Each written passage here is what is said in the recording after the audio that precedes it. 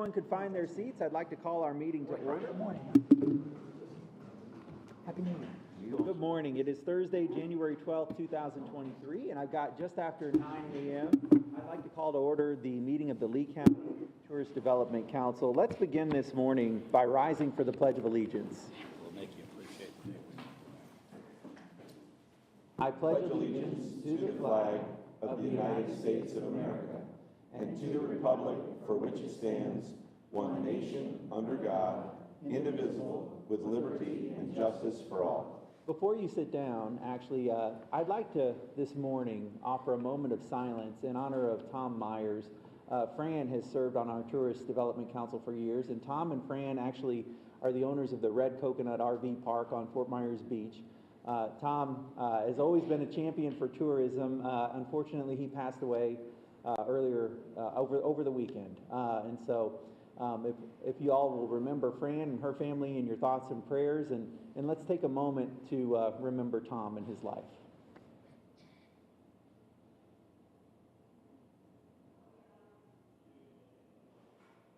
Thank you very much. You may be seated.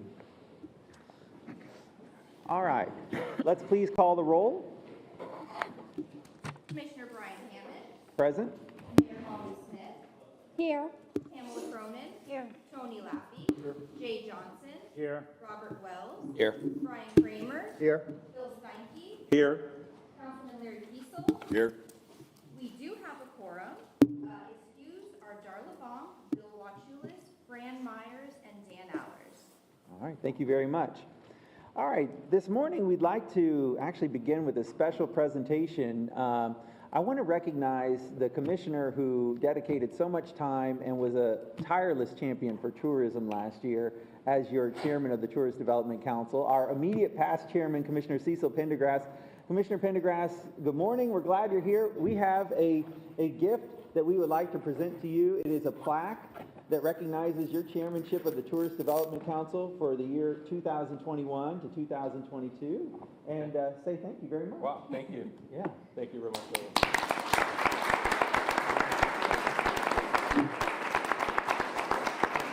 Commissioner Hammond, I just want to say thank you, and thank you to the group. You know, you guys have been inspiration. My 10 years of serving on the board, I think this is my third time serving the TDC chair, and you're a wonderful group of people to work with. You know, we've been through it all. We've been through oil spills, red tide, COVID, and now a hurricane. You know, it's just, as we sit here and look around what's happened the last 4 months, it shows you how important life is. I was sat here next to Fran's empty chair this morning, why she's not here, and everything her and Tom has put in this. So thank you, Commissioner Hammond, for recognizing Tom and his loss. But, you know, we're going to come back stronger as a community. We've been through so much the last 10 years, and we're going to come back better. So thank you again for everything. I really enjoyed. I never thought, you know, 3 or 4 months ago, me and Tamara and all our staff and Charm were sitting in Germany promoting the beaches of Fort Myers and Sanibel. At the same time, our house is being devastated here. So you just never know what's going to happen. So I know we're going to come back bigger and stronger. So again, thank you for everything. Absolutely. Thanks, Commissioner. Can we take a picture? And you're in good hands too, though, with Commissioner Hammond this year. So. Did we want to grab, the official picture with the plaque? Camera, Come get a picture. I can't do it. You're the. Here we go, right here. I got Andrew hiding down here. Look at her. Out of the picture. There we go. Thank you. Look this way. Oh, okay, yeah, one for you. Thank you. I got my Facebook friend Holly there. That's right. Thank you again. Thank you so much. Thank you. Thank you so much. I truly believe when we analyze everything, Commissioner Pendergrass will have presided over another record-breaking year for tourism in 21-22. So thank you very much. All right. Yeah. Oh yeah. Very good. At this time, we will take up the minutes of the previous TDC meeting from December. I assume everyone's had an opportunity to review the minutes. Are there any comments or changes that need to be made towards the minutes, or would somebody like to make a motion for approval? Motion to approve? Okay, the motion for approval is from Mayor Smith, and the second is from Mr. Johnson. Do we have any discussion on that item at all? Okay, very good. Are there any objections then to the motion on the floor? Seeing no objections, that motion carries unanimously. At this time, we will hear from the folks who have come to speak in public comment this morning under our Public to be Heard section. Would you raise your hand if you come to talk in public comment this morning? All right, we'll recognize the folks from Art Fest. Please go to the podium and share your comments. And if you would, begin by stating your name for the record.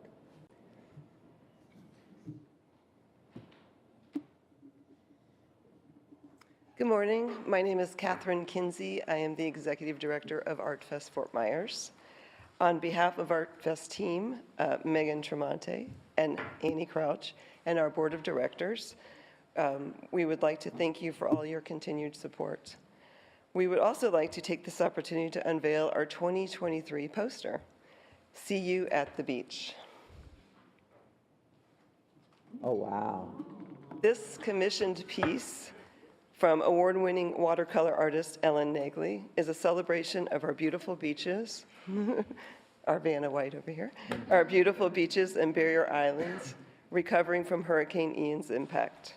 It is a testament to the strength and depth of these communities that have persevered and continue to rebuild and recover. This year's poster has special meaning for me, actually. I grew up on Fort Myers Beach. I am a proud graduate of Beach Elementary School. So yes, quite a long time ago, but that's okay. Ellen's colorful and quirky style captures the perfect beach day from my childhood. So thank you for this opportunity, and at this time we would like to present copies of the signed poster to Mayor Smith, Mayor Ellers, and a signed copy to the Tourist Development Council. Very good. Thank you very much for that gift.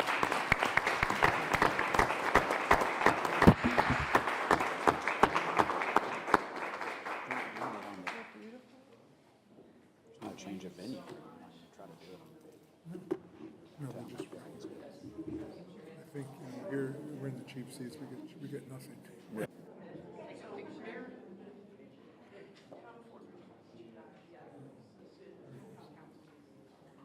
I'm being recorded. Did you finish the, Croson? yeah. Towards the end of, middle or end of February. When did you're gonna try to It's finish supposed to it be before done season? February 1, but we'll get there.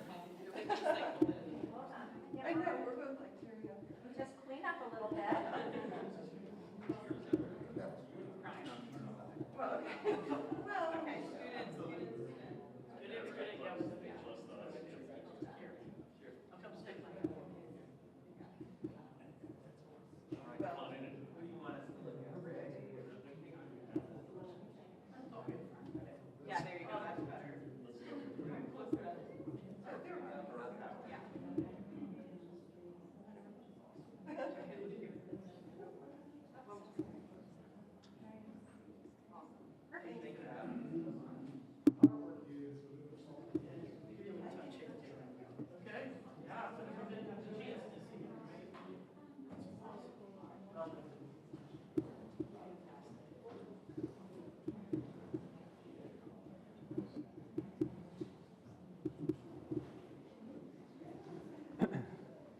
We want to thank the folks at the Art Fest for those wonderful prints. That's a beautiful poster. It's absolutely inspiring to see that image right now. I mean, just over 100 days after the storm. It's an inspiration, and it gives you hope for what we can be again and will be again. So thank you all very much for that inspiring gift.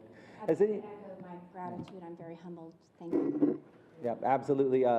Thank you for the gift to Sanibel. And also the mayor of Fort Myers Beach would have been here this morning. They do have a town council meeting this morning, but we'll make sure that he gets that as well. And I know they'd be supremely grateful for the gesture, so thank you very much. Has anyone else come to speak under public to be heard this morning? Okay, seeing none, we'll move to the municipalities to be heard. At this time, I know that Sanibel wishes to make a presentation, so I'll call on the city manager from Sanibel.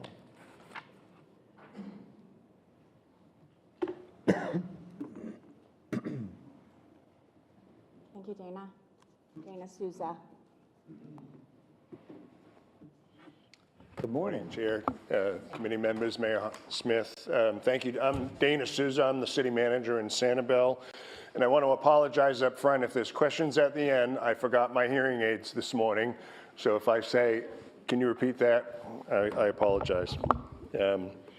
So the first image is one that many of you may have seen, probably read about, but To our dismay, the morning after the hurricane, we found that the bridge had been breached, the causeway had been breached in 5 places. We thought for months and months we would be without this access to our island, which is our umbilical cord, not just to Sanibel, but also to Captiva. And as we all know, the success story of this has been unprecedented. I owe Steve Chapel in my office now a coffee for saying that word. Unprecedented in how that structure had been repaired and open to traffic by the state of Florida. Just unbelievable amount of work. So we're grateful to the state, but I also want to say to the county folks that are here how grateful we are for the relationship that we had throughout this event. The daily conversations that we had with the staff level, and I know the mayor was engaged with elected officials as well, but Roger DeJarlais, obviously, Dave Harner and I spoke daily, Glenn Salyer and I spoke daily, and then Steve Boutel, who was the barge manager while the bridge was out, and we had, that's the only way that we were able to get equipment, supplies over, and Steve did a phenomenal job making sure that our priorities, Captiva priorities, got on that barge every morning. Another image you may have seen is the electricity was out for an extended period of time, and this is Sandcap Road on the way to Captiva with all the LCEC trucks and their mutual aid partners restoring electricity. Again, another effort by the governor. The state stepped in, made sure that there was immediate access as soon as they could get trucks over the bridge onto Sanibel and Captiva, so LCEC and their partners could begin that work. And the state is also paying for much of that restoration as well. So debris. This is the beautiful West Gulf Drive on Sanibel, where there was a structure in the middle of the road, or partial, the structure was just split. And I show these couple of images. I know that they're depressing in some ways. They remind us of what happened, but what we know in Sanibel is that the emotions that these slides might evoke of sadness, and as we look back on this event, that we do have a great outlook. We do know that we have come a long way since these days. These photos were taken on the 30th, 2 days after the storm, and that we continue to make great progress every day. And Nelson Mandela said at one point in his life that it always seems impossible until it's done. So as we go through these images, then we'll turn the page on it. This is on East Gulf Drive, where there was another structure on the road. And the reason that I show these particular images is because this is the road to the beach. And this is the road to where a lot of tourists come and spend their money, and why they come and visit our beautiful area and come to our beautiful island. These slides I wanted to show because what is on the left of the screen is before the storm, and what is on the right of the screen is after the storm. And it shows how our coastline has changed, where the sand has been eroded, where the storm surge, which was 12 to 15 feet in some places close to the shoreline, just devastated our coastline and our beaches. And as we move down, I could go throughout the 12-mile beach area of Sanibel, and you would see the same thing. And what I want to point to is these, what look like rivulets. Obviously, we have nice clean sand here, and you can see where all of the scouring happened on the beach. And as you zoom in on that, you can imagine what your walk on the beach, or what our visitors' walk on the beach would be like today. These still exist here on our beach, and they're prominent as you go up and down our coastline. We also have had water from the surge that continues to stay in place, that we have several little lakes that are between the upland structures and the beach area. So significant damage to Sanibel's beautiful beach. Back to the debris, I wanted to just show our latest update that we updated our community. recently that we have exceeded 1.3 million cubic yards of debris collected to date. I remember being in this room for one of the first updates that the county commission received after the hurricane, and the estimate for debris on Sanibel was 600,000 cubic yards of debris. We're more than double that. We'll likely exceed 1.5 million cubic yards of debris. The good news is that we are about 85 to 90% complete in removing the debris on the island. There's still a lot of, if you go up and down our roads, I know that the chair was on our island last week and got to see firsthand some of the damage and really the steps forward our community has made, but we still have a bit of work to do. Our building permits are also in flowing in now, and we're up to over, as of this morning, we're over 1,300 permits that are in review. We have a new building official and deputy building official in our organization. We're turning around permits in review. Doesn't mean they're all approved, but within 5 days, and then on a resubmission within 3 days. Now, planning takes a little longer with some of the complex issues around site plan, but this is really good work that our staff is turning out, and we expect that to continue to increase as people begin their restoration. Another big step forward is that I'm excited to say that next week our staff will return to City Hall. We have not been working at City Hall. We have been working at Crown Plaza Hotel. We had to leave there last week. They had other obligations. The county has provided office space at the regional library and the meeting rooms that we've used for our reentry pass distribution, and we still have staff working there. And then our building and planning departments, we've leased space at 6200 Whiskey Creek Drive in Fort Myers, which is Hole Montez office in Fort Myers. And we have our staff that's there while we renovate space for those departments to be in a different building from City Hall. The lower level of City Hall was flooded, so natural resources and IT and a portion of the police department cannot return to City Hall. But our air quality test did not pass for quite some time. That mitigation. I wanted to show you the traffic counts because one of the barriers that we had, if it was a barrier, one of the concerns that we had early on in the storm, we sent benchmarks in terms of and we talked regularly with the county about these issues. What benchmarks did we have in place so we could eliminate the need for the reentry pass for Sanibel and Captiva? And that was LCEC finished their work. The bridge on East Periwinkle Drive had been also destroyed by the storm, and FDOT reconstructed that for us. We had to have 80% of our debris was our benchmark, and then we've had police security from other jurisdictions assisting us. So as soon as we saw that we had a stable security force, the majority of debris was going to be cleaned up. LCEC wouldn't be impacted if there was additional traffic. Those were the benchmarks that we put in place. We hit those all by the end of December, and City Council said that we could open the bridge for those without reentry passes beginning January 2nd. We still have a curfew from 9 p.m. to 6 a.m., and City Council will evaluate that next week when they meet.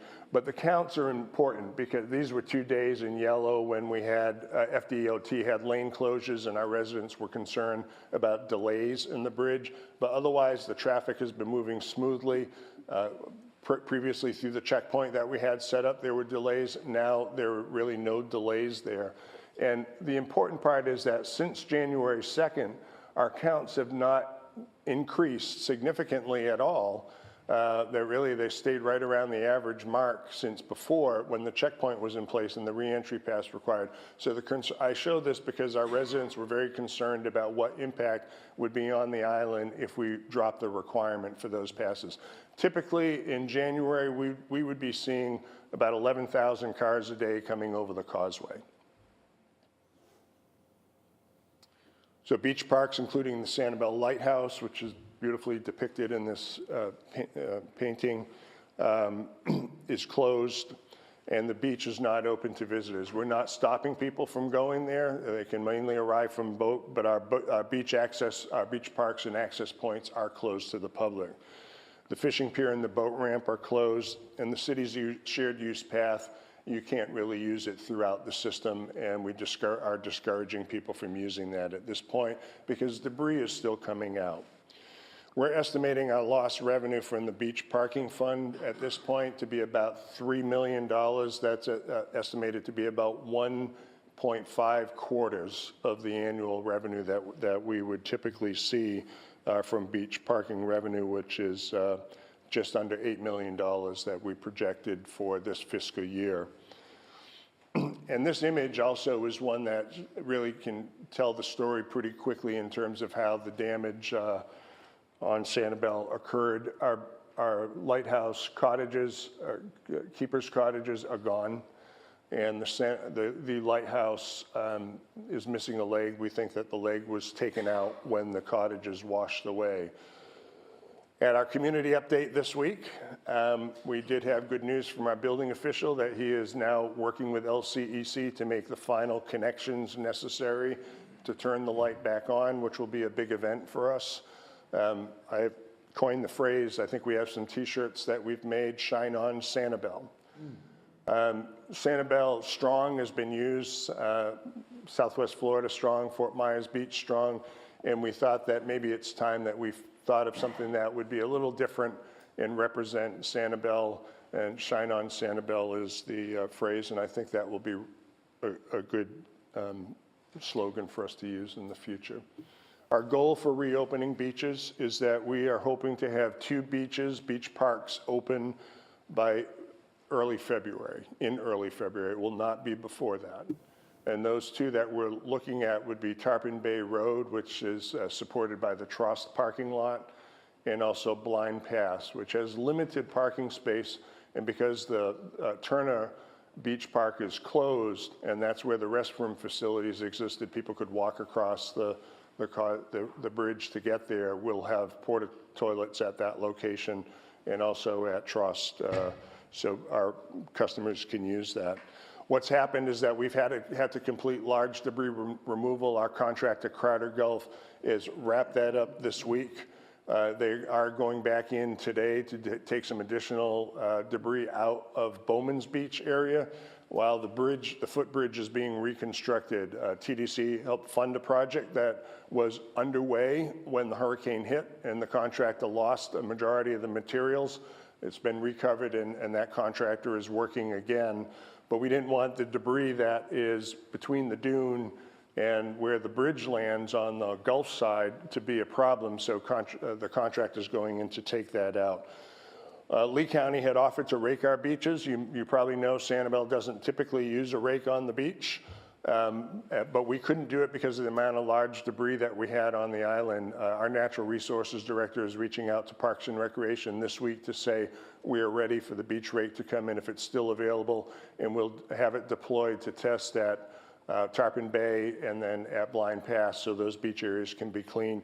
We also have an army of volunteers who are out there every week picking up debris and collecting it, so that job would be smoother, and that's coordinated through our Natural Resources Department, Recreation Department, and SCCF, Sanibel Captiva Conservation Foundation, who's going to continue these volunteer beach cleanups weekly after the beaches start to reopen. One of the other challenges that we have, if you've been to our beaches, you know that the access is done through a dune walkover. We've had several meetings with DEP now, and we have the okay to create at-grade pedestrian access areas until we can get dune walkovers reconstructed. And whether or not we will do that in the future. We've had some lessons learned from this storm that have taught us about dune walkovers, and maybe we won't deploy them in all areas that we have in the past. But great work with DEP to help us get at-grade pedestrian access points constructed. And then you saw those, I call them ravines because some of those are deep. They're 6 feet, 9 feet deep in some places. They're scouring that we can see on our beach. So we will put up some temporary fencing where we need to near our beach access areas to ensure that the public is safe. We also have some other beach access locations that have resident or A and B sticker parking only, and those do not have big parking lots, only a couple of spaces, but those who are nearby can walk to those. We'll be working to open some of those up in February as well. When we return, and our beach parking in Sanibel has been paid for through pay stations that have been in the parking lot, those are gone.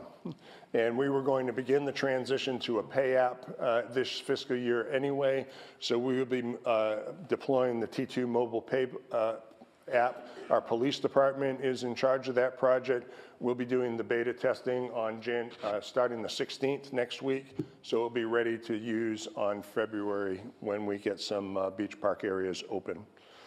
To talk about long-term recovery, obviously, these are from our legislative priorities. I've taken out those that are not really related to this group's interest. But renourish Sanibel beaches, we've estimated that the cost will be about $30 million. And we know that during the special legislative session, $150 million was provided by the state. And we will be looking, I spoke with our lobbyists this morning. We're waiting for the application package to come out so we can be one of the first in lines to apply for beach nourishment on Sanibel. We also see that the repair of the walkovers and restrooms. I also want to go back to the first bullet because the dunes are so important in on Sanibel as a barrier to storm surge, to protect us from storm surge. And a lot of those were wiped out, flattened by the storm surge. So how do we reconstruct those as well is an important part of our work. We have finished our engineer, coastal engineer, has finished the profile or the assessment of those beach, and to compare with, we do that annually to compare with the measurements that were completed last year. So the beaches, the dune walkovers, and the restroom repairs. Again, the walkovers and restroom repairs are funding that has generally come from TDC, and we have funding this year for some of the bathroom renovations. We will be able to get them reopened, but there will be some long-term funding that we'll be seeking. And then repair the shared use path, which is critical as part of our transportation network in season when we have a lot of cars driving into town. Visitors and our residents can bike to the beaches, bike to all parts of our community and businesses, restaurants. So there is some damage that has been inflicted, some from the storm and some from the cleanup efforts that have happened. So we estimate that about $2 million will be needed to restore our 26 miles of shared use path system. And that's all I have for you, Chair. I'm happy to take any questions. Very good. Council members, do we have any questions at all? Mr. Wells? On the restrooms, can you insure those beach restrooms, or are they uninsurable based on the location? They're not insurable. Okay, thank you. And I think that if we tried to insure them after this event, we'd pay a pretty high premium. We did have, a significant damage, and other beach structures that we lost in addition to the cottages were our maintenance shed at Lighthouse Beach Park. And then there was an old beach restroom facility at Algiers that was converted into affordable housing, and that structure is no longer available. So, Very good. yes, ma'am. Mr. Wells, yeah? You have a follow-up or? This may be just a best practices for all over Lee County, and I'm sure y'all are facing it. What I've noticed is you'll have the cleanup crews come through, and then 3 days later, somebody gets back to their house and they take everything that's inside their house and put it on the curb. Then it sits there for weeks. It's happening all over Lee County. It's really unsightly. Have you guys figured out some way to address that, or to notify residents that, hey, this is going to be the last pickup and anything else going out is going to be on you to remove? Yes, so we'll talk with council next week about what our date will be, that we'll be asking residents to have their debris out for that sort of last push. And that's typical of any event that I've been involved in, which unfortunately is a number of them in terms of how the debris is picked up, that you have these waves of debris that come out. But in this instance where, Hurricane Charlie, Hurricane Irma, and Sanibel were primarily vegetative debris issues, this is all C&D. The majority of it is C&D. And I helped some residents who came to City Hall this week, and so we're seeing the next wave of residents who might have come back to view their property after the storm, and do some initial buttoning up, but now they're back, and so we have now yet another push of C&D coming out. That's the cycle. Thankfully, we have enough trucks on the island that are managing that debris, and just to bore you with the details of that, initially we prioritized the entranceways to our city, Periwinkle, the Causeway Road, and other main roads, and then we asked the contractor to let the debris pile up on those and take them off where we have safety issues or visibility issues and get into the neighborhood so we could provide relief to the residents who are trying to restore their homes. Thank you. Yes, sir. Director Pygott? Dino, the restroom at the lighthouse closest to the lighthouse, I know when we built that one, we had a lot of hurricane structure thought. And I saw some images. It looks like that one made it. I don't know that it is functioning, but I think the structure still stands. And can you repeat which structure again? I'm sorry. Oh, That's my, my apology. I thought my mic was on, and I'm a little hoarse too. it's not you. The restroom closest to the lighthouse. I remember when we worked on that project, that was a TDC funded project, but a long process because of the lease from the federal government, et cetera. I believe that one really had a lot of hurricane reinforcement in it, and it looks like from some images I've seen that restroom still stands. It does still stand. It might be our example for how we want to, proceed with those projects going forward, because it looks like it may have. The restrooms at other facilities still stand too. They just need renovations and reinvestment in those projects, and our staff is prioritizing those. When we go to council next week, we will have sort of a green light on those facilities that we think we can reopen in a short-term frame, a yellow light that would be mid-range, and then a red light on those that'll be long-range. Unfortunately, Lighthouse Beach Park will probably be one of the last ones because of the scouring and the erosion that we have, unless we can get a sand haul in there, any excess sand that we might recover from other locations where the sifting operation is going to start this week. We'll try to put back at Lighthouse Park so we can restore that. I mean, I can even see that it's already recovered a little bit.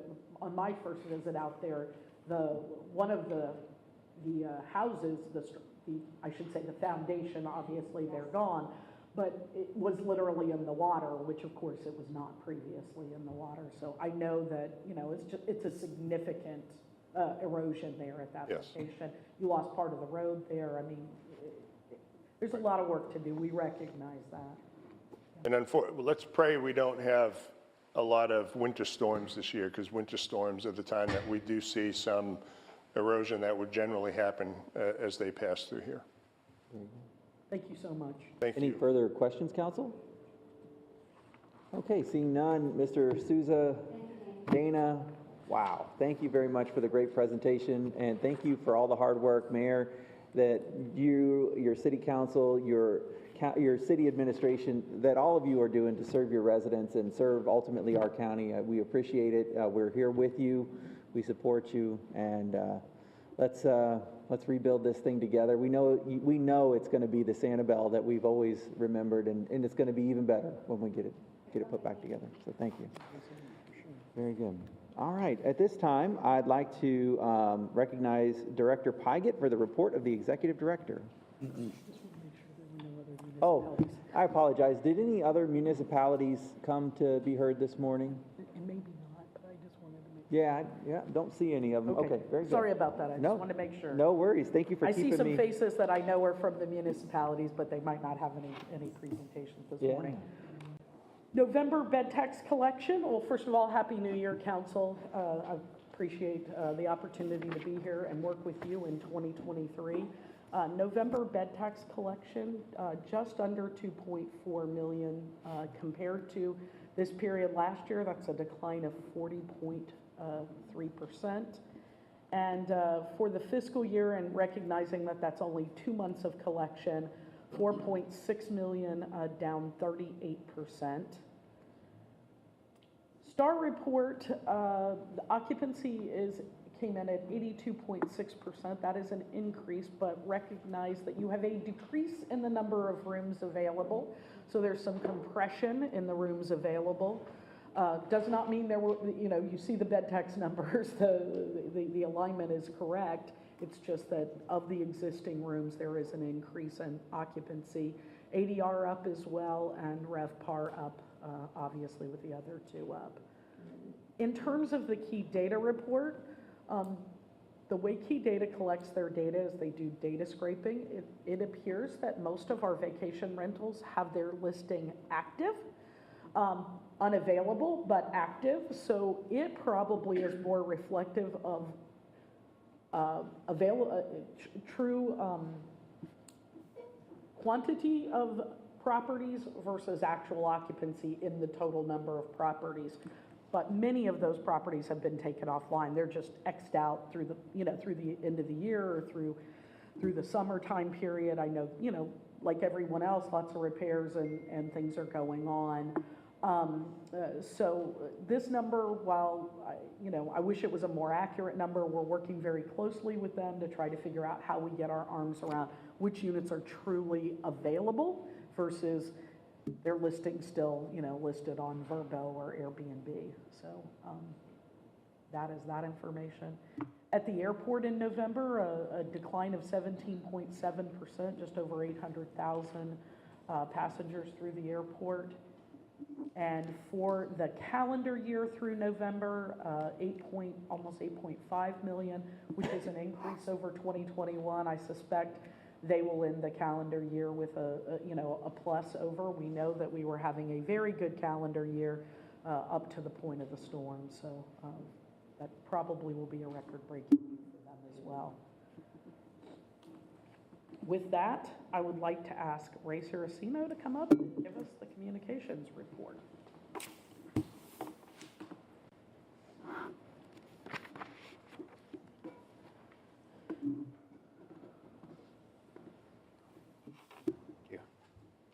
Good morning, Council. Morning. I'm Ray Saraceno from Communications Department. For starters, just want to talk about impressions, overall impressions. Low October, things started looking up much more in December. Slide over to coverage. Now, one of the things was we responded to dozens of queries from national and international media in the aftermath, and at the same time, we also hosted a senior travel writer from the Cleveland Plain Dealer, which is in our market, and very important, very successful this week. Revisited December, resulted in great coverage from the actual situation on the grounds here and what her readers could expect from the visit here.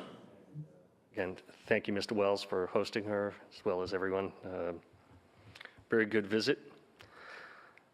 And also, thanks to the efforts of my colleague Jackie Parker, we had an excellent mention on Tampa Bay's Great Day Live. Really good plug for the drive market. Now, immediately after the storm, we brainstormed to try to come up with products, projects, and ideas that we could use and utilize effectively, efficiently, and quickly. One of these was the Road to Recovery videos. Felt we wanted to tell the story in a short video form to let people know this is what our resiliency looks like, this is what our situation is. Kudos to my colleague Miriam Dotson, who worked really hard, basically got 8 of these out in a very short order. There is a QR code if you'd like to watch them all, they're all together. I can share that with you later if you're interested. And these weren't only well-received locally, a lot of positive feedback from our partners, the people we focused on, but there was also one of them was watched by someone at Good Morning America, who actually turned it into a piece that talks about Krista Kowalczyk, who is from Impressions Photography and who did a really bang-up job, if you watch the video, trying to help people recover lost photos, documents, things like that. They did a piece on her, and it was really also well received. Okay, we also bumped up our frequency for our industry partner newsletter, which we're back to our cycle of once a month, but immediately after we felt that we needed to get as much information out as quickly as possible.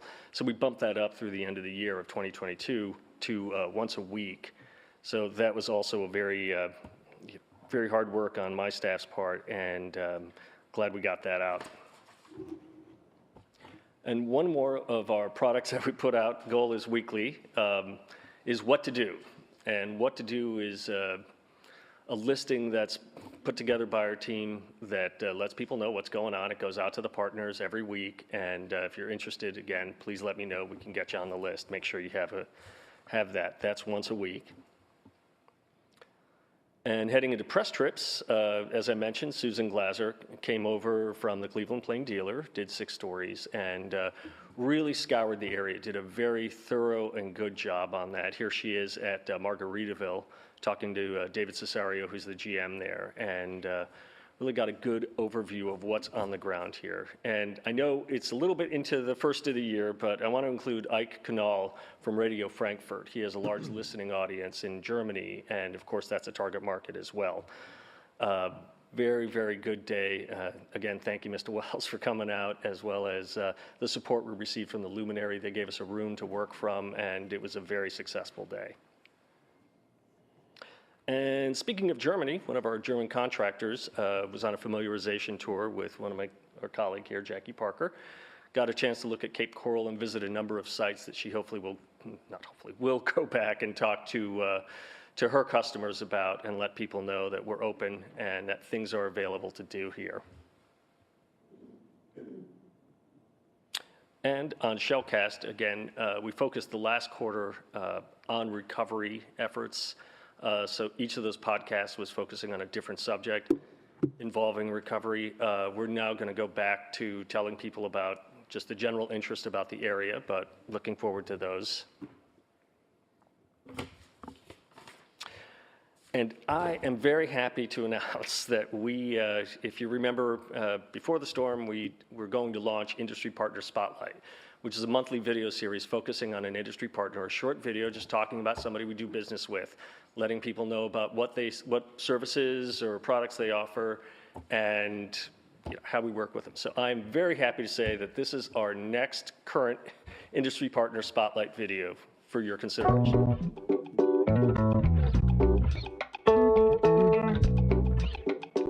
Well, it was a corner store before. That was in the 70s, 80s, and then it turned into the Perfect Cup. Whitney Brown was one of the previous owners. He sold it to Rich and Rachel February of 2021. They moved down from Minnesota.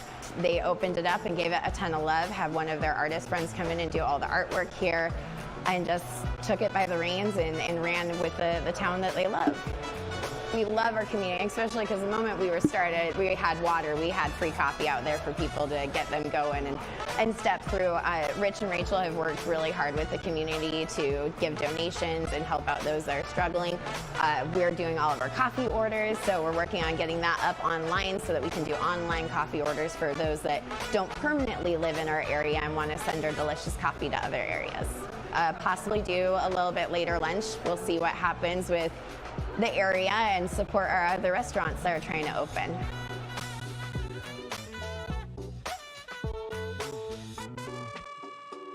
And again, we're hoping to have a frequency of once a month on those. We're open to any ideas. We've had a lot of response already. So our dance card's filling quickly, but we're very happy to do that. Really appreciate the cooperation and from our partners. And finally, we have a busy upcoming schedule. We have NJF is our contractor in New York who works with public relations for us in communication. They're going to be down here January 31st through February 3rd. We're going to show them around. And again, the idea is to be able to communicate effectively what's on the ground here, what's available, and encourage media to come down here and report on it.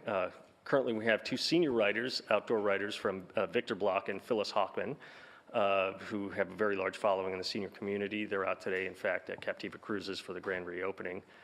We're putting together a UK update video for UK media, and we will also have a video press conference. The idea being we'll have travel writers from the UK be able to talk to us directly online and report on what they see here. March Spring Training Fam, and bringing up the rear here lastly is USA Today writer Wendy Pramick. Now she is going to be here to report on voluntourism, to talk about people who are coming to the area maybe for a mix of holiday, vacation time, and also a chance to help out a little bit. So we're pushing hard on that and looking forward to see what the results are going to be. So pending that, any questions? That's my report. Good. Council, any questions? Right. Thank you, Ray. Holly. Now I'd like to introduce Jill Vance to give us an update on the sales report, and I think Charm Evans will join her to talk a little bit about international. Good morning, Council. I'm Jill Vance, Director Sales. And before I go over our sales activities, I just want to honor our VCB team members who worked at the Emergency Operations Center after Hurricane Ian. They were there for over a month, and in that time, they booked over 6,000 room nights at our open hotels for recovery workers. And they're not all here right now, but I still want to thank Pam Brown, Jennifer Walla, Charm Evans, Annie Banyan, Benicia Toyloy, and Ray Saraceno for their part in helping our community.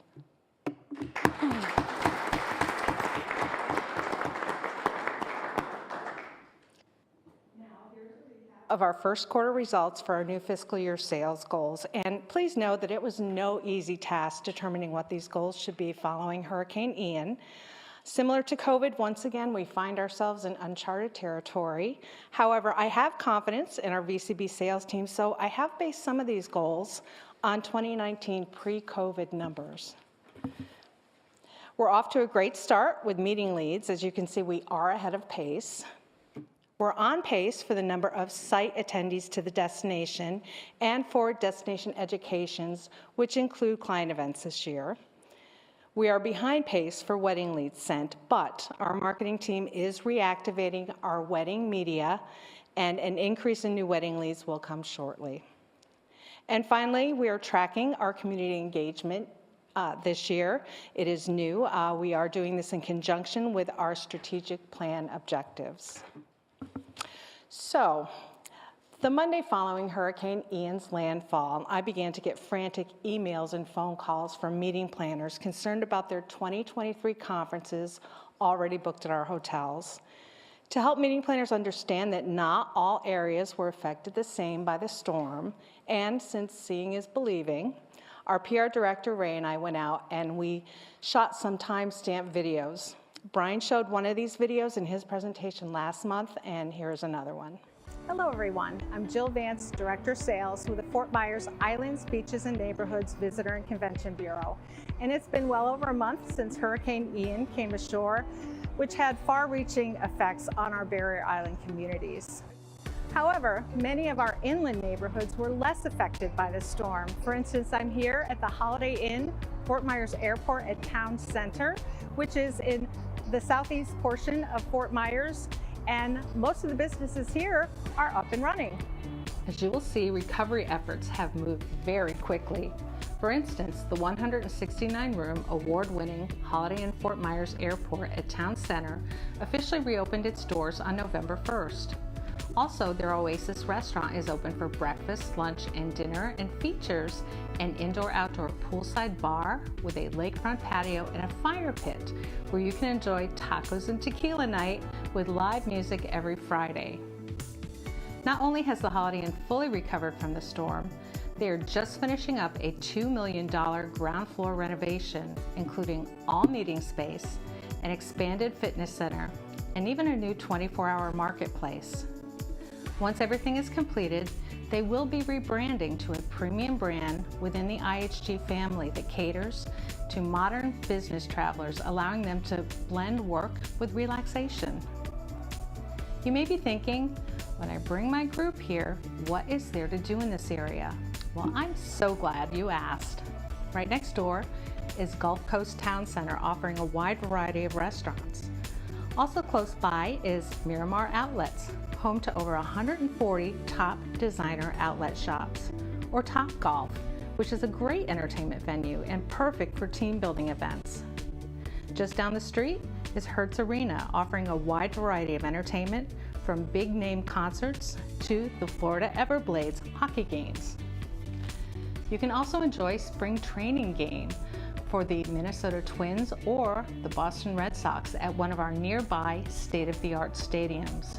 Or treat your group to some ecotherapy on a wet walk and see up close wildlife unique to Southwest Florida in their natural habitat at the 6 Mile Cypress Slough Preserve. Although our landscape may look a bit different, you can still feel the warm breeze on your skin and witness the breathtaking colors of the Gulf sky at sunset.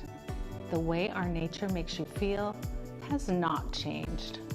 So many people continue to ask us, how can we help?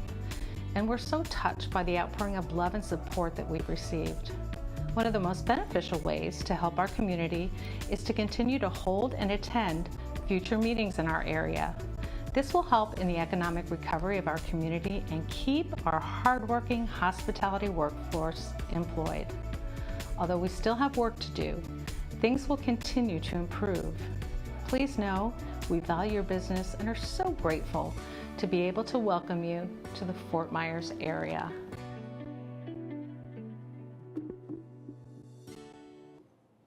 Okay, so the purpose of these videos was twofold.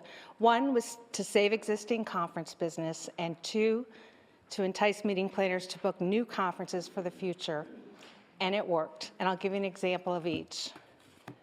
So this is an email blast sent to thousands of Fishing Industry Association members by the president of the National Professional Anglers Association. He was concerned about the attendance for his annual event, and that was booked at the Holiday Inn, and he seemed to be kind of on the fence as to whether he wanted to move forward or not. Once we sent him this video that you just saw, he then sent it in this email blast, and it reads, "Fort Myers is open for business. The annual conference is a go in Fort Myers." And then below is a link for folks to register. Not only did they reach their attendance goal, NPAA also made a donation to help support fishing guides in our area. My next example is from an email from the manager of the Florida Attractions Association, who is looking for a location for his 2023 annual conference. He says, "It is no secret that we had an incredible experience at the Luminary Hotel in August of 2021, and certainly wanted to return for a future conference in a few years or so. We typically do not return to a former area that has hosted our conference so soon, but we felt that under the present circumstances, we would like to demonstrate our support to the Fort Myers tourism community and our partners." So FAA did book this event that's coming up this June at the Luminary in Fort Myers. And I just want to say that our meeting planners are amazing. And this is why strong client relationships are priceless. All right, sales activities. Sales activities for last quarter. Since the Luminary had already reopened and many of our other meeting hotels were planning on reopening by November, we decided not to pause any of our meeting planner show attendance. Since sales is all about relationships, we felt it was important to get the accurate information out there and not take a chance on letting the news reports tell our story. So on October 9th, Jerry did just that at the IMEX America show in Las Vegas. This show is the largest hosted buyer show in North America and attracted over 4,000 qualified meeting planners. Once again, we were in the Visit Florida booth, whose location is front and center upon entrance to the exhibit hall. And this generates a lot of walk-up business in addition to our pre-scheduled appointments. Here are some upcoming activities for the domestic sales team. And for January, I just want to point out that even as we speak, Betsy is attending the PCMA Convening Leaders Conference, which is a hosted buyer event with over 4,500 attendees and a multitude of networking opportunities. And in February, I just want to point out one, Erin will be attending the Visit Florida, Florida Encounter Show. This is Florida's premier hotel planner, hosted planner trade show, and there are typically about 200 meeting planners in attendance. Erin will meet one-on-one with these qualified meeting planners who have business in Florida. And finally, for March, Conference Direct is having their annual partners meeting, and Erin will be attending this 3-day reverse trade show with one of our co-op hotel partners. For those of you who don't know, Conference Direct is a third party with over 400 meeting planners who own over 4,400 accounts, and we consistently get good results from this show. Are there any questions before I turn it over to Charm Evans, who will update you on our international activities?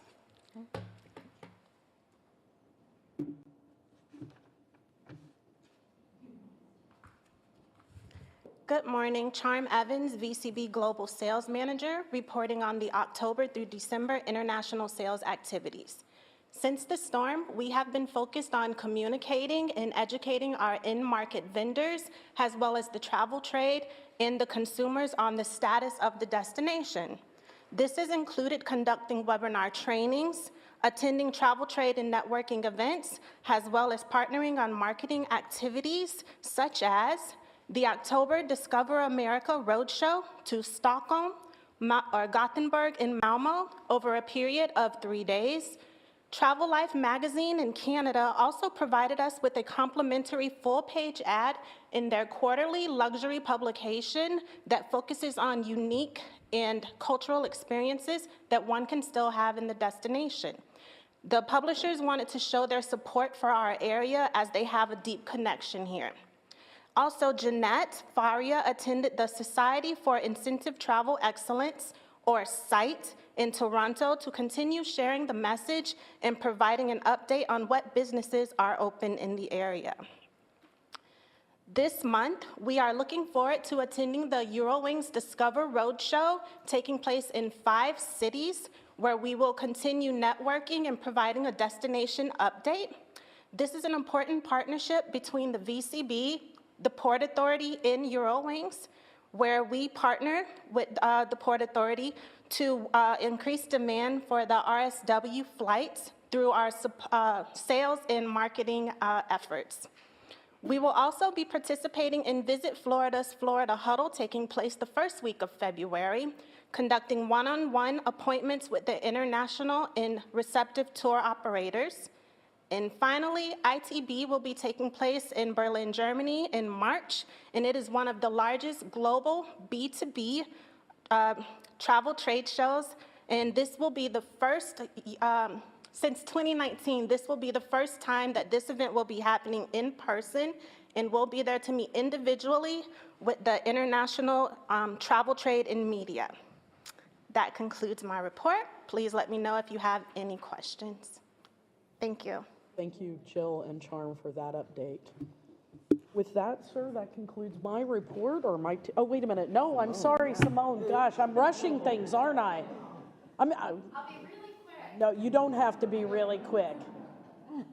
Sorry, Simone. No, my goodness, not at all. Good morning, Council. I'm so happy to be here with you this morning, and it's my pleasure to report to you on Visitor Services update for the last quarter.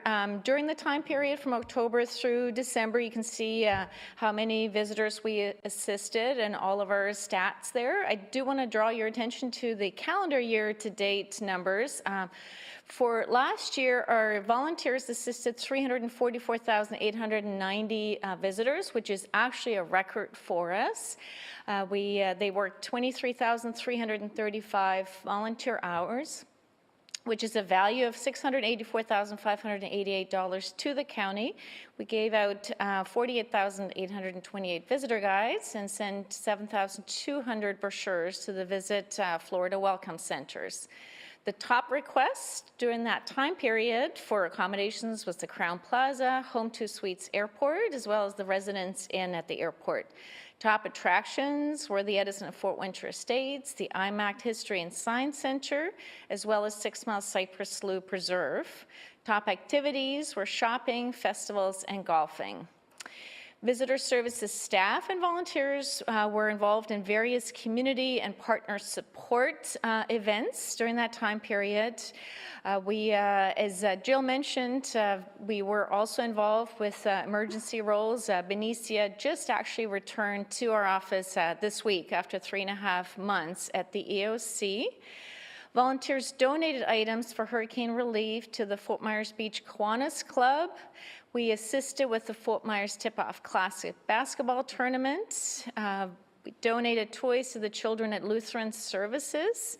Right before the holidays, and Santa Dolphin made an appearance at RSW, really making a lot of arriving passengers very happy to celebrate the season. Now, there's nothing like the power of a cookie. We did have to roll out Project Cookie last month with some flight delays and cancellation at RSW, and even though we can't fix things, it does help to diffuse a lot of the stress, and how can you be upset with our wonderful volunteers handing out cookies. So it did help a little bit, I think. Last month, we're able to celebrate our volunteers at our annual holiday gathering, which took place at Buckingham Farms, and it was a lot of fun. Looking ahead, volunteer early morning and evening a.m., some of the shifts, and we do have shifts running all the way to 9 p.m., which is in effect now until about mid-April. We will be assisting at the spring training games, and we'll have volunteers at the information kiosk there. Our 33rd annual Volunteer Tourism Ambassador Luncheon is scheduled for April 12th, and you will all receive your invitations for it. Hope you can all join us on that. Our volunteers are out on familiarization tours. Actually, just yesterday, they were at Homewood Suites in Bonita, as well as the Wonder Gardens. Next week, they'll be at Sun Harvest and Hammond Stadium. We also have Koreshan State Park and Spring Hill Suites Estero coming up, as well as Pure Florida has taken them on a sightseeing cruise in early February. So big thank you to all of our partners who are hosting our volunteers. We greatly appreciate that. And that's it from me. Are there any questions? See, I knew it was short and sweet. Thank you, Simone, and again, apologies to Simone. Now that concludes my report for the January TDC meeting. Very good. Do we have any for council information this morning, too? There is a copy in your packet of the winter edition of MMGY's Portrait of the American Traveler.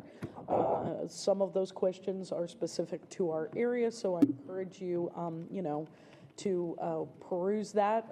I realize that, data collection right now is a little interesting for our area, but it's still good information to know what's going on out there. Very good. Council, any questions? Okay. I noticed there's, go figure. When you look at the awareness of Fort Myers compared to last year on, what slide this is, page 9, it mentions some specific areas. We have Fort Myers Beach, Sanibel, Captiva. There's no mention of the Cape, and I was wondering if that's possible, something we, in the future, they possibly ask, or are they open-ended questions? I believe it's an open-ended question, but I will find the answer to that out for you. I'd love to see the Cape Malachey, Pine Island, Yep, understood. Thank you. Very good. What other questions do we have? Any other questions about the study? Appreciate that. All right, very good. So that concludes for council information and our executive director report. At this time, we'll go to TDC member items. Ms. Cronin, would you like to kick us off? Sure, a little shameless self-promotion. We have our largest event of the year coming up, February 5th. It's our Gumbo Fest, where we bring in the Zydeco Band and all the entertainment from New Orleans. And this year, more than ever, it's a fundraiser for the nature park. And we, as everyone else did, had quite a lot of devastation. We were extremely fortunate. All of our animals were safe. All of our staff was safe. Their families were safe, so that was great. But we did have some sort of destruction to almost every habitat, and the landscaping was destroyed. So we have a lot of work to do in the nature park. We've got it cleaned up. The whole property is back open, so we're very happy about that. But this year, the Gumbo Fest is going to be really important to us, and plus it's time to let's celebrate, So thank you. Very good. Thank you, Ms. Cronin. Mr. Johnson. Just real quick, I want to talk about one of our neighbors on Pine Island Road, Gator Mites, has opened up their Dinosaur Falls mini golf, which is actually really cool. If you have kids, they'll absolutely love it. So there's a working volcano that was built by the same people that did Rainforest Cafe. That goes off about every 30 minutes, and there's animatronics in the 9 dinosaurs that are around the course. So it is fun for younger kids and older. And young at heart. Yes, absolutely. It is. Yeah. Mayor Smith, anything this morning? Yes, I'm I think our city manager did an excellent job talking about what's happened, where we are, what we're looking forward to. I just kind of wanted to pick up on that as in regards to tourism. A lot of what we are doing, we understand what the city of Sanibel is, not only as a community and our home, but also what it brings to Southwest Florida in regards to our economy and our tourism. So I want to let everybody know, when we lifted those past restrictions, we do have some businesses that are open as they can be, and it's a much different open, but we certainly encourage everyone to come in and help those businesses to hold on, because it's going to be a long road ahead, but we know we're going to do it. And also, we passed right through from Sanibel to Captiva. There's certainly, I'll let Tony speak to that, but we are looking forward to saying, you know what, come and do what you can. Come and see what we are. We know you love us, and we want you to continue to love us, and so support us in our needs right now. And I'm so appreciative how everyone is so respecting what we asked. There's a lot of devastation out there, and people are getting back to their homes and trying to work on those. And I want to thank everyone that's coming over and really staying within those boundaries. It says a lot about of everyone's character to just say, you know what, we understand, we hear you, we want to come support you, but we're going to stay in the lane that we know you need us to right now. Volunteerism. So as we lift those restrictions for those passes, we have had so many people that are calling to say, can we volunteer? There are opportunities that you can look for through SCCF, Ding Darling. Possibly we can coordinate at some point with the VCB to say, you know what, let's have a Sanibel Day, let's have a Fort Myers Beach Day, and get out there and work together as a community. Because like you said, we're going to be doing this together, and what we are going to be, what we are right now and going to become, is going to be absolutely magnificent. Fishing is amazing. So anyone that does get out on the boats, they implied that in some of the showcase here, and the fishing is good, it's strong, be careful out there. But thank you to everybody for, being a part of the team of what we are, because really we are a greater team, and Sanibel certainly appreciates that. Very good. Yeah, Director Pygott. Mayor, I just wanted to add, I know some VCB staff are signed up for a beach cleanup on Sanibel this weekend, so you might see some folks out there. Thank you. And we've been very respectful of Sanibel's messaging, but I think that announcement about the beaches opening in February, I think your restaurateurs are going to benefit significantly once the folks can come out and go to the beach. As you know, people who want to be here and are passionate about this area are staying at inland hotels, but they do want to put their toes in that sand. And I think, obviously some of them are visiting our friends in Naples and going to Boca Grande as well, but I know they will be grateful to have that opportunity to come back and enjoy Sanibel. But know that, when you're ready, we're ready. We've been standing on ready. And we're not to worry, we're going to go. I just wanted to let everyone know, we realize that we're working diligently. As the chair came out, we talked about the beaches because we understand those beaches are world loved, and we want to get people back there loving them. Absolutely. Well, very good. Well, thank you. Mr. Lappy. Yeah, just a bit of information, I thought, for some people who may or may not know it. I was at the Captiva meeting this last, I think it was Tuesday, and EPD made a presentation. They talked about the causeway, and I thought it'd be good information for people to understand that, first of all, during the storm, I guess they measured it was a 12-foot surge, but on top of that, which a lot of people, I didn't realize, there was an 8-foot wave action, which actually on the toll booth, which is up in the air, penetrated that up in there, and they had to have all the drywall replaced. I was unaware of that it was that high. Secondly, their design in the causeway, what they're doing now is basically based on the storm that we went through. So as this causeway gets rebuilt, it is built to a standard to withstand this new type of storm, and they project that it should be done by 2023, the end of 2023. So I thought that was all great information, and also the islands may be raised another 2 feet to take care of any sea level rise in the future. So just for your information, I thought that was You know, I don't listen to a whole lot of things at these meetings, you know, but I did listen to that very carefully. So anyway, just so you know. Thank you. Very good inside information. They haven't even told the commissioners about that stuff yet, so we'd love to hear about that too. Mr. Wells. I thought that the Sanibel update was, fantastic, really well done, and appreciate the efforts put towards informing us here of the progress that's been made there.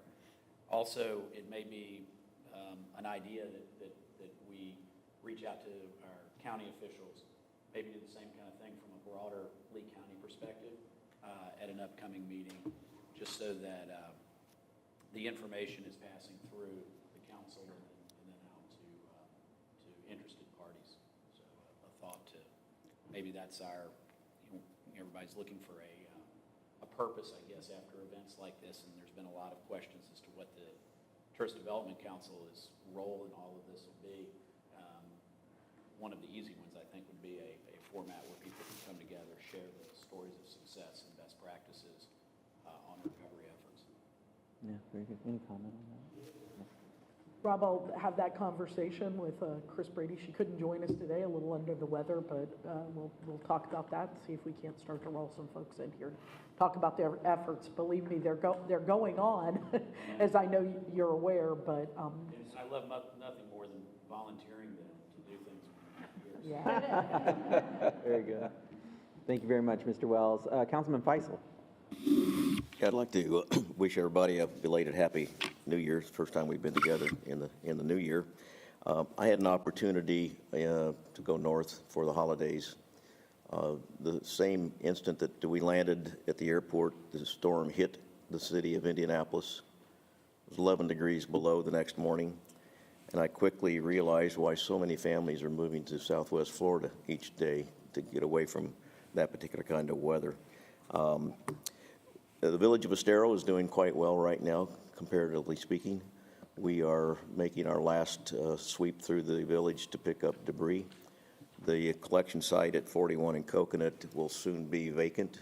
We're moving it off at a rapid pace, hopefully by the end of, at least the end of February. It may be sooner. We'll be cleaned up and back to looking like we did before the storm. Not so fortunate for all the residents that were affected, but we're in the process. But overall, we're doing quite well. Very good. Thank you, Councilman. Mr. Kramer. Just anecdotally for the hotel and how we're doing, we're continuing to rebuild at the Hyatt. We've got still 2 pool decks closed. We still have our beach closed. We still have our outdoor restaurant that was underwater that's closed. So we've got a lot that we're rebuilding, but the stuff that has been rebuilt looks better than it ever has. It's all brand new. Everything is brand new. That's the other side of the storm. That's the positive spin, right? Is that you start fresh. And the good news is that while we anticipated through the first quarter, which was going to be extremely strong for us pre-storm for group business into the hotel, we expected that we would lose at least 50% of that business due to the area not having as much to do, due to not having as many amenities open. I've lost less than 10% of that business. They've all come out, they've all looked at the property, they've all looked around, they've all decided that they're going to continue to come, to stay, and not only are they coming and staying, but they're actually increasing their blocks, so their numbers are going up. So it's a good sign, hopefully, for the future that the news is fading out and memories are short and people are going to come back and stay in our beautiful county. We believe that. Absolutely. Excellent. Thank you, Mr. Kramer. Great report. And Councilman Steinke.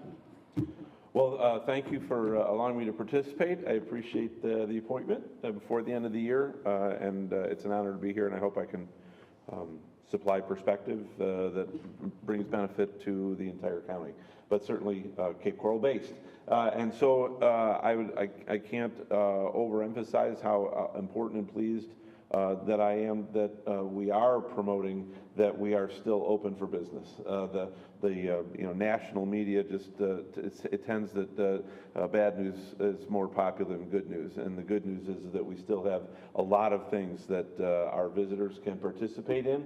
And I'm glad to see that we're promoting that we are still alive and well, and there's reason to be here. As people become creatures of habit, their habit was to come here. We don't want to change that habit, and to make sure that they all know that there's still reason to come instead of try someplace else is so important. So I'm glad to see that we're doing that. To tag on to Jay's comments about Gator Mike's, other than just for the youth, he's also developed an interesting ropes course that many businesses and organizations use for team building.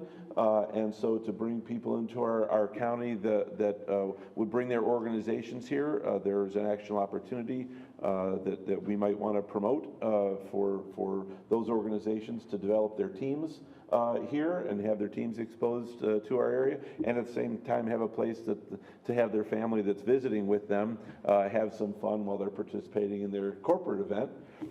And this weekend, come one, come all, our Capes, one of our Capes banner events for the year is our art festival this weekend. So come enjoy all the local art that you'll see displayed there.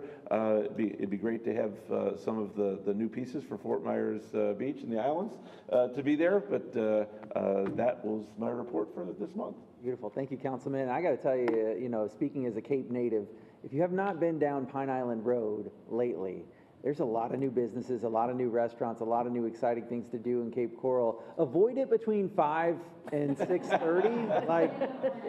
That's not the best time, but other than that, go down that road and check out all the new restaurants and new things we have to do in Cape Coral. And of course, if you're a foodie, South Cape is the place to be. Absolutely. And apartment buildings, right? Yeah. Absolutely. Along Chiquita and along Pine Island Road, amazing.